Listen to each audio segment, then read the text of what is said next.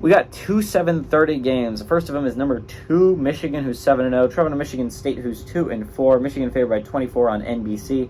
J.J. McCarthy's gone 111 142, thrown for 1,512 yards, 14 touchdowns, 3 interceptions. Blake Corum's had 96 carries for 546 yards and 12 touchdowns, and Roman Wilson's had 25 catches for 396 yards and 9 touchdowns.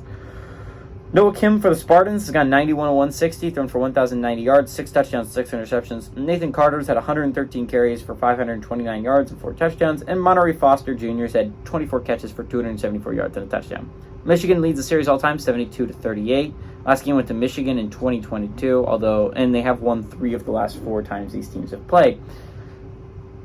I think what's really interesting here, right? Again, this is a rivalry game. This normally is a very good football game, but the fact is Michigan State's not a good football team this year. They weren't going to be a good football team underneath Mel Tucker, but I gotta say his firing probably didn't help things. They had an epic collapse last week where they led by 18 points in the 4th quarter against Rutgers, and they lost.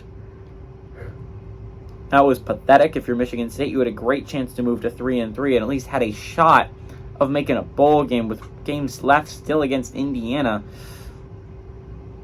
And instead they blew it pretty badly.